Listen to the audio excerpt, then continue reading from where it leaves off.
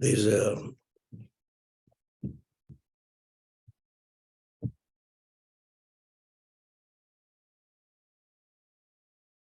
Vayechi, the Rebbeinu Bachi explains, we know that Yosef was sold into slavery at the age of 17 by his brothers.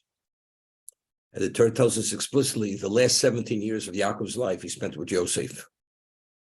The numerical value of Vayechi is 34.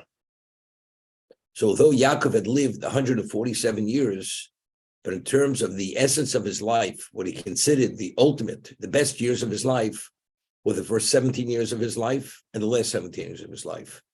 So that's Vayechi Yaakov. To what degree did Yaakov live the numerical value of Vayechi? However, he lived 147 years. That's Rabbeinu Bachya. He says the same thing we find that Sari Menu, she gave birth to Yitzchak at the age of 90. Sari Menu passed away at the age of 127. Sari Menu, her whole life was to be the mother of the future patriarch. As we see, initially she had given Hagar to Avram as a wife, and in that merit, she'll conceive a child. And her whole life was Yitzchak. When she had seen certain things in terms of Yishmael's behavior, she went to Avram. He says, you must drive the maidservant with her child from the house, because she's concerned that it may affect the development of Yitzchak and somehow would detract from his level of future patriarch. And Hashem says to Avram,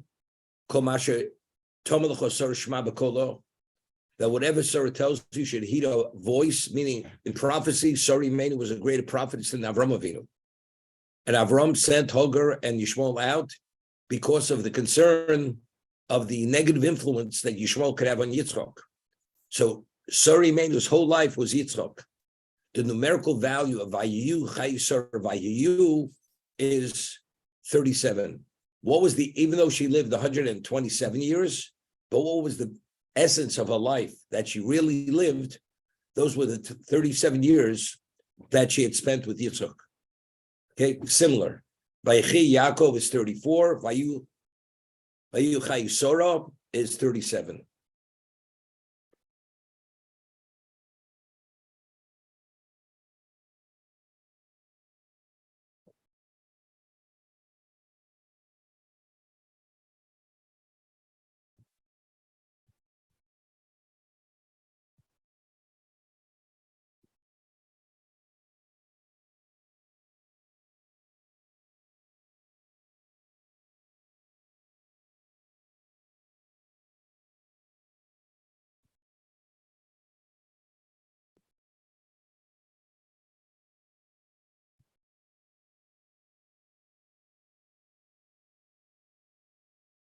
It's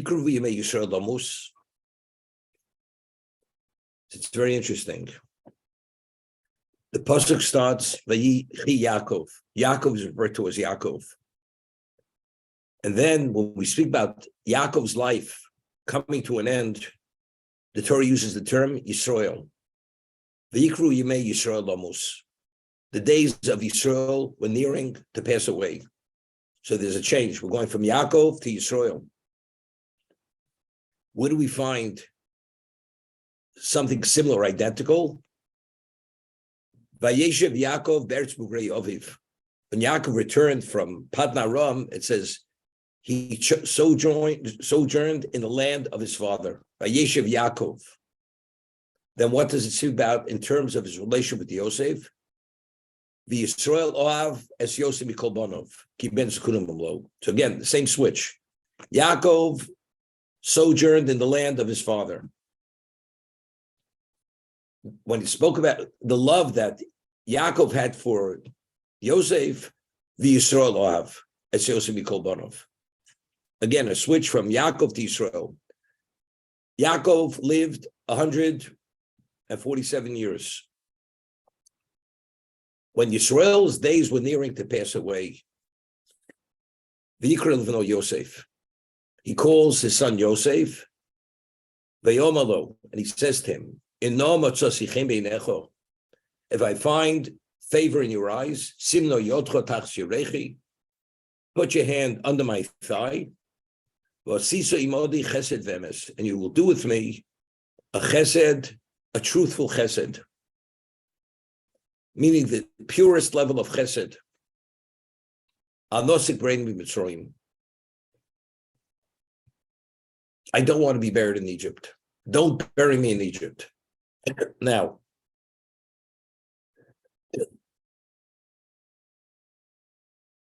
we find that Yaakov, when did he have the name change?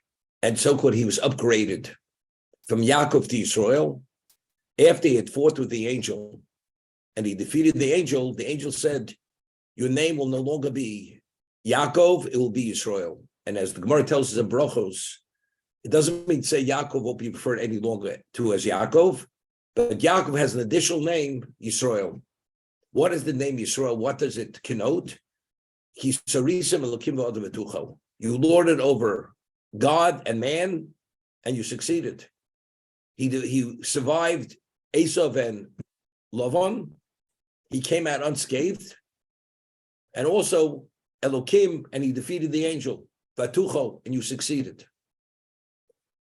So what does Yisroel represent? That he's able to dominate, and he's able to counter all the negative influences to guarantee the spirituality of the Jewish people. This is what the word Yisroel, the name, the appellation Yisroel represents. We are known as Bnei Yisroel. With the Bnei Yisroel, we're not Bnei Yaakov. Before, we'll see later, when Yaakov summons his children to be blessed, initially it says Bnei Yaakov, then we switch to Yisroel. Whenever we speak about anything which relates to the destiny of Klal Yisrael, in terms of their spiritual existence, their spirit, to guarantee their spiritual eternity, it's always Yisroel. We find that when the brothers came back and they had told him that the viceroy of Egypt had taken Shimon hostage and they have to bring back the youngest son, Binyamin. So Yaakov says, why did you tell the man that you have a younger brother? He says, so they responded. So finally, when the brothers are going with Binyamin to Egypt, Yaakov advises them to bring a gift. You have to bring a gift and bring double the amount of money and return the original money, so on and so forth. When Yaakov advises them how to go back and how to present their case, and to explain to them that we found the money in our saddlebags, we'll bring back twice as much money. Over there, Yaakov is referred to as Yisrael. He's not Yaakov. When Yaakov advises them to go back to guarantee the release of Binyamin, of Shimon, and Binyamin to be able to be protected, it's Yisrael. Whenever Yaakov speaks in the context of the spirituality, the destiny of Jewish people, it's always Yisrael. Yaakov, as Yaakov lived in Egypt. But now when he's summoning Yosef to guarantee that he's going to be buried in the Maris Machpelah, this has to do with the destiny of Yaakov as the patriarch of the Jewish people. And therefore it says in the Pasuk, Vayikruvu Yimei Yisrael Lamus. The days of Yisrael were nearing to pass away. And because of that, he had adjured Yosef to promise him that he will not be buried in Egypt for a number of reasons, as we'll explain in a moment. So Yisrael always relates to the spiritual destiny of the Jewish people. Yaakov is the father, the physical father. Let's see the Rashi. V'yikru me Yisrael Lomus, kol mi shenemar krevo. It's a medrash, Tchuma. Whenever we find regarding a person, he was nearing death. Lo higilu me avosav. He did not live as long as his forefathers, as his parents, his grandparents. Yitzchok chai kuf pei. Yitzchok lived 180 years. Yaakov kuf mem zayin. And Yaakov lived 147 years. David nema kreva. By David, we find also that term, he neared. Aviv chai tov. Yishai was the father of David. He lived 400 years. Ruchai Ayin. David Melch only lived 70 years. The Yikravu, Yimei Yisrael Lomus.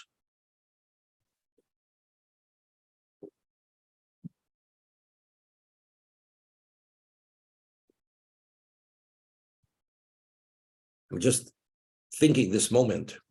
I mean, why is it important for us to know? I mean, the Torah uses a term, or in Novi, we use the term, he neared his death. Near mean he didn't live as long as his father, as Yitzchak, or he didn't live as long as Yishai. Why is that important for us to know? I mean, if you read the narrative, Yishai passed away at 400, David passed away at 70, Yitzchak passed away at 180, Yaakov passed away at 147. I mean, the facts are there. It's part of the record. But yet, when we speak about the passing of Yaakov, it's important to know at that moment he did not live as long as his father. And it's important to know that David did not live as long as Yishai. Did not live as long. But what exactly is being communicated here? Meaning it's something you can't ignore. It's something you don't have to research this.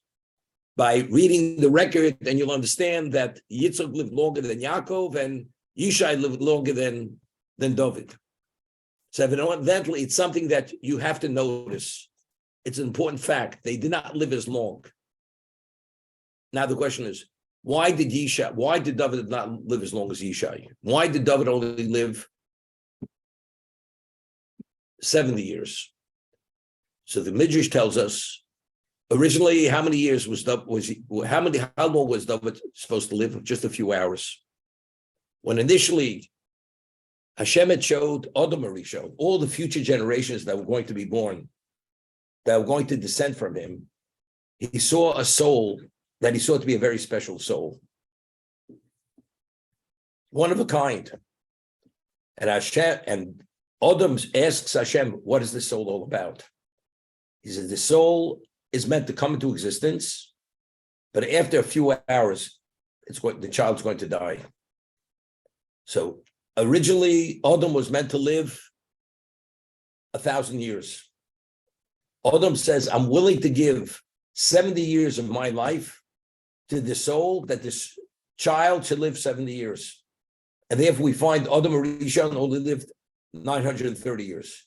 Because Adam had given his 70 of his years to David.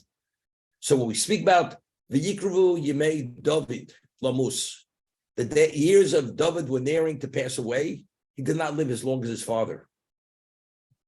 He only lived 70 years. Now we ask, why did he live 70 years? Why did he live longer years? A person as special as David, why did Hashem end his life after 70 years? The answer is, he was only meant to live a few hours. It was only because of Adam Arishon was willing to give of his life, his years, 70 years of his life to David. That's why he lived those 70 years. Yaakov did not live 180, although he was meant to live 180. We have to ask the question, so why did he live 147? It would have made such a difference if he would have lived longer, because we know Yaakov, Avram Avinu, how many years was he meant to live? He was meant to live 180 years. He had 5 years taken off his life, so he should not see Esav, when he reached adulthood, going off the path, doing things which are unconscionable, violating the cardinal sins.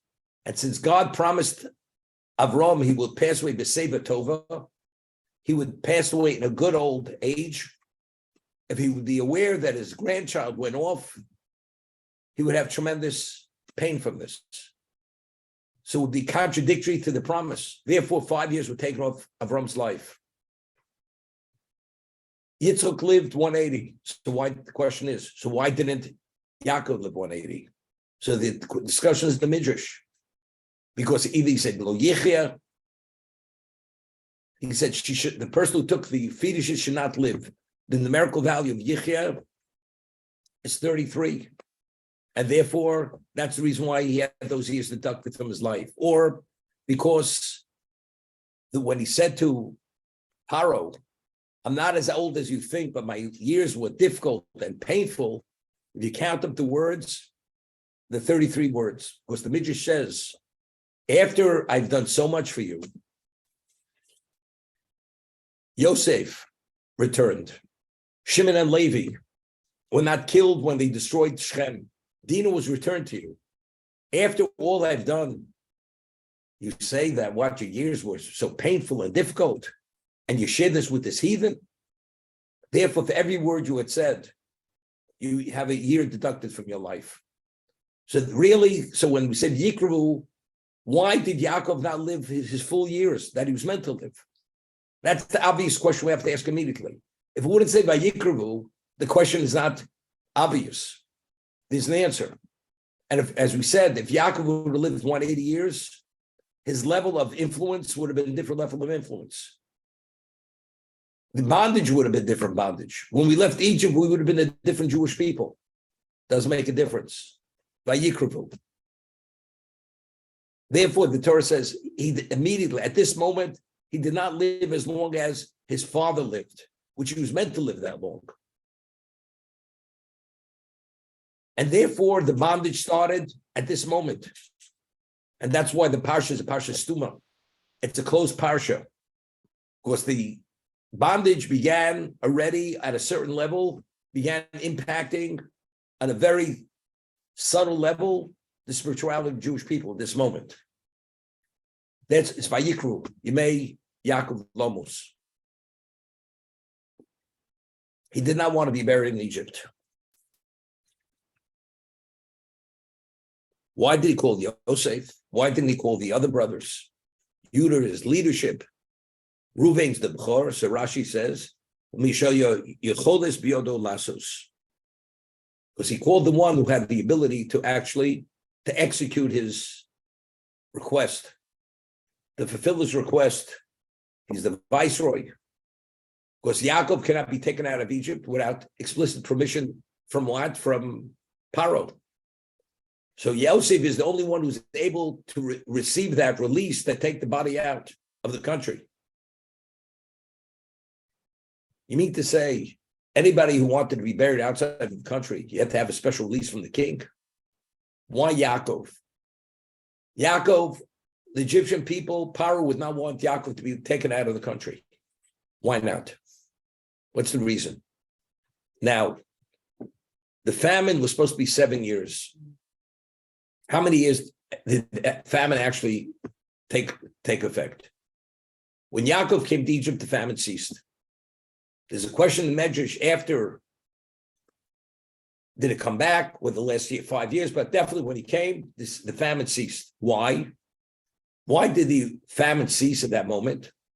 Because when Yaakov had met Paro, he had given him a blessing. What was the blessing? That whenever he goes down to the Nile should rise.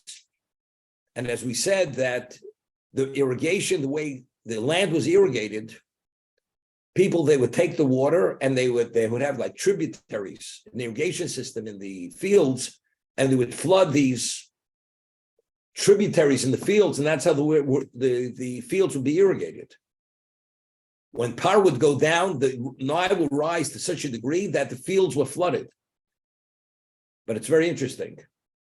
You know, Paro deified himself. He believed he was a deity. And that's why later we find that he concealed that he had bodily functions.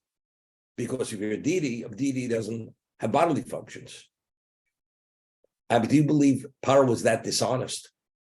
He was trying to pull the wool over the people's eyes.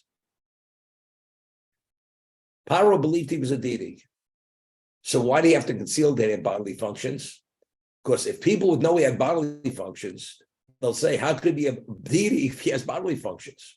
But he knew, he believed himself he was a deity, because whenever he'd go down to the Nile would rise and flood all the fields, and life is water. So the whole life of Egypt was determined by Paro. So Paro believed he was a god. He was a deity, except he had to conceal that fact, because that would detract and that would cause people to believe he's not a deity. And somehow it happens to be this way. But Paro understood he was a deity, and who gave him the powers to be a deity? That was Yaakov. Yaakov's blessing allowed that to happen. Otherwise, it wouldn't have happened. So Yaakov himself is synonymous with life. And as they say, Yaakov is the ace in the hole for Paro. If Yaakov would leave, his body, his remains would leave, would take it out of Egypt. Maybe he would somehow wither afterwards. Maybe the blessing is only as good as Yaakov is here. If Yaakov is not here, maybe the blessing will come to an end. There's no way Paro is allowing Yaakov to be taken out of Egypt, because that's the end of the game, so to say. His game is up, or he will realize, and he's worried, that the supernatural powers he has will come to an end. Therefore, only Yosef is able to somehow negotiate with Paro and really to force him, as we'll discuss in a moment, to release the body. Because the question is, as we see, he says, put your hand under my thigh, and I want you to take an oath. You mean to say, Yaakov didn't trust Yosef that he would carry out his word? He had to bind him with an oath. Why do you have to bind him with an oath? So Chazal tell us, and Rashi cites it later, that when Yosef rose to be viceroy, Paro realized that Yosef knew 71 languages, but Paro only knew 70 languages. And if word would get out that Yosef knew one more language than Paro, it would be a basis for Paro to be dethroned. He would actually be removed from the throne of monarch, of being the monarch. And why? What do we explain? So we explained the name of the Rabbeinu Bachya. Rabbeinu Bachya says, and I mentioned this last week or 2 weeks ago, that the title of the monarch of Egypt was Paro.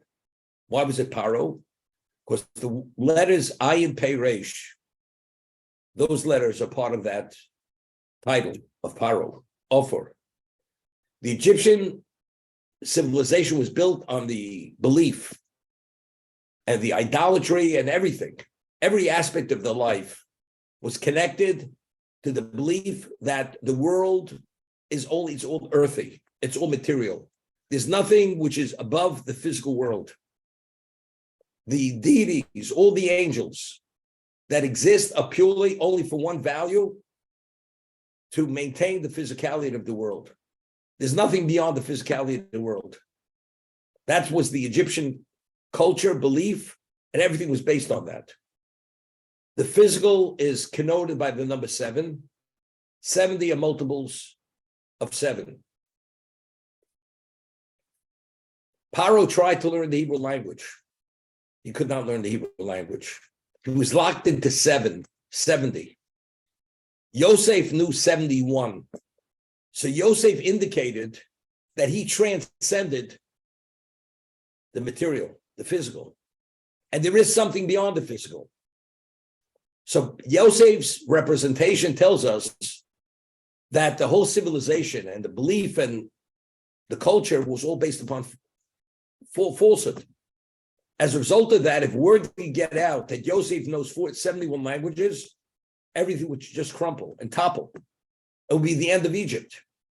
Therefore, Paro, when he realized Yosef knows 71 languages, he bound him by an oath he could never divulge that. And Yaakov knew that. So therefore, Yaakov says, I want you to take an oath that you're going to take me out of Egypt. Well, Paro says, it's not important. You should keep the oath. You're not bound by your father's oath. So Yosef is going to say to Paro, I'm not bound by my father's oath. I'm no longer bound by your oath. And if I divulge what I know, it's over. Paro, as a result, was forced to release Yaakov, his body, from Egypt, to be buried in the Maris Machpelah, to be buried in Canaan for that reason.